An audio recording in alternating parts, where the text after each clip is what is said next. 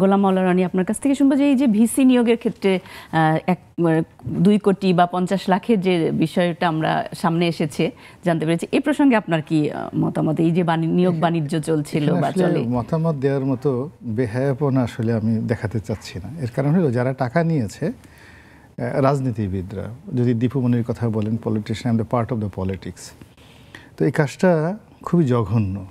শিক্ষা এবং শিক্ষার সাথে যারা সম্পৃক্ত, বলা হয় এরা জাতির শ্রেষ্ঠ সন্তান।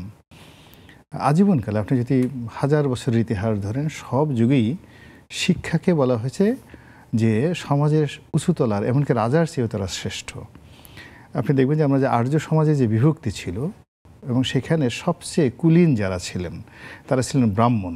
ব্রাহ্মণ মানে টিচার। এরপরে কিন্তু ক্ষত্রিয়, মানে যারা রাজা এবং যুদ্ধ করেন, তাদেরকে দ্বিতীয় ক্যাটাগরির। তো এখন দ্বিতীয় ক্যাটাগরির মানুষ যারা রাজা বা রাজনীতিবিদ, ক্ষত্রিয়, তারা প্রথম ক্যাটাগরির ব্রাহ্মণদেরকে জিম্মি করে তারা তাদের নিয়োগ লাভের জন্য তাদের কাছে 2 কোটি টাকা করে নিচ্ছেন। তো এর ফলে কি হলো দেখেন, প্রকৃতির বিচার যারা এই কাজগুলো করেছেন, এই বাংলার মাটিতে একজন দীপুমণি যে অপমানের শিকার হয়েছেন এবং যেভাবে তাকে টানা হেঁচড়া করা হয়েছে, কিয়ামত পর্যন্ত তার পরিবার, বংশ পরম্পরায় এই দৃশ্য ভুলতে পারবে না। এবং তার প্রতি যে ঘৃণা, দীপুমণি এই নামটা কেউ সাধারণত আগামীতে রাখবে বলে আমার কাছে মনে হচ্ছে না। আবার অন্যদিকে লানত সেই ব্রাহ্মণের, সেই শিক্ষকের, যে 2 কোটি টাকা দিয়ে একটা পবিত্র চেয়ারে বসে একটা অপবিত্র মানুষ হিসেবে নিজে প্রথমে অপবিত্র হয়েছে, আর ওই চেয়ারটাকে অপবিত্র করেছে। এবং সে 2 কোটি টাকা তো যখন দিয়েছে, সে তো 20 কোটি টাকা আয় করার চেষ্টা করেছে। ফলে যে বিশ্ববিদ্যালয়গুলো, পাবলিক বিশ্ববিদ্যালয়গুলো এই ধরনের লেনদেন করে যারা ভিসি হয়েছেন, গিয়ে দেখবেন সেখানে ছাত্রদের খাবারের মান কমে গেছে। সেখানে যে সকল স্থাপনা হয়েছে, বিল্ডিং হয়েছে, সেখানে এমন নিম্নমানের বিল্ডিং হয়েছে, বিকজ তাকে তো কমিশন দিতে হয়েছে।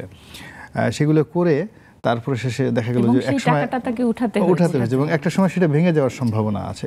তারপরেও যদি সে দেখে যে আল্লাহ আমার এই সময়ের মধ্যে 2 কোটি টাকা বা 20 কোটি টাকা হচ্ছে না, সেই ছাত্রলীগদের ক্যাডারদেরকে পাঠিয়ে বিভিন্ন জায়গাতে ওই ক্যাম্পাসের বাইরে গিয়ে বিভিন্ন চাঁদাবাজি, মাস্তানি, খুন খারাপি, অপহরণ, যে ঠিক আছে বাইরে থেকে অমুক ব্যবসায়ীকে ধরে আনো, হলের মধ্যে আটকিয়ে তোমরা 1 কোটি টাকা আদায় করো, তোমরা নিয়ে 50 লাখ, আমাকে 50 লাখ, এছাড়া কোনো উপায় নাই তো ওই জায়গাতে। তো এই কাজগুলো মানে শিক্ষকদের মধ্যে কেউ কেউ করেছেন। তার প্রতি লানত, অভিশাপ দেওয়া ছাড়া আমার আর কিছুই বলার নেই। আর যে এই কাজ করেছে, আলটিমেটলি সে বিচার, এখন তার বিচার হচ্ছে। কিন্তু যে সকল শিক্ষকরা এই অপকর্মের সাথে জড়িত হচ্ছে, আমি মনে করি যে ডক্টর দীপুমণির সঙ্গে তাদের একত্রে মোটামুটি রিমান্ডে নেওয়া উচিত, তাদেরকে ছাড় দেওয়া উচিত নেই। কারণ এরা আলটিমেটলি পচে গেছে। এই টিচার যারা এই কাজগুলো করে তারা সবাই পৌঁছে গেছে, দে আর দ্য অ্যাবান্ডেন্ট। তাদের কাছ থেকে যারা শিক্ষা নিবে তাদের মস্তিষ্ক তো ওভাবেই গড়ে উঠবে। তাদের আর শিক্ষা দেওয়ার কোনো যোগ্যতাই নাই। প্রথমত এরা যেই জায়গাটাতে আছে ওই জায়গা থেকে তাদের সরাতে হবে। আপনি কি করেন, আপনার শরীর এত সুন্দর একটা হাত, এই হাতে ধরেন আপনার ক্যান্সার হলো বা বড় একটা ফোড়া হলো বা হলো, আপনি কি হাত কেটে ফেলেন? এবং মানুষের শরীরের সবচেয়ে প্রিয় যে জায়গাগুলো আছে সেখানেও যদি ক্যান্সার হয়, মানুষ কেটে ফেলে, অস্ত্রোপচার করে ফেলে। এখন একটা বিশ্ববিদ্যালয়ের একজন ভাইস চ্যান্সেলর, সবচেয়ে শিক্ষিত, সবচেয়ে সিনিয়র, সুদর্শন, মেধাবী, চৌকস লোককে সাধারণত দেওয়া হয়। আবার এই 2 কোটি টাকা যে দিয়েছে, সে হলো এই যোগ্যতার সাথে সাথে তার যত সব ফাজলামো বুদ্ধি আছে, ইবলিসি বুদ্ধি আছে, সেগুলো তার সাথে যুক্ত হয়েছে। হওয়ার পরে এইগুলো এখন পচে গেছে। একটা নর্মাল দেখবেন গুঁড়া মাছ, পুঁটি মাছ যদি পচে খাওয়া যায়, চিংড়ি মাছ পচলে খাওয়া যায়, ইলিশ মাছ পচলে কিন্তু খাওয়া যায় না। তো ওই যে পচা দুর্গন্ধময় লোকগুলো, তাদেরকে তো ওনারা চিনেন, আমি না চিনলেও ওনারা যেহেতু শিক্ষকতা পেশার সঙ্গে আছেন। তো এই যে এখন যে একটা সময় যাচ্ছে, তালিকা দিয়ে দিয়ে বলতে হবে যে এই পাবলিক বিশ্ববিদ্যালয়ে প্রক্টর হওয়ার জন্য দীপুমণিকে এত টাকা দিয়েছে, ওনারা জানেন।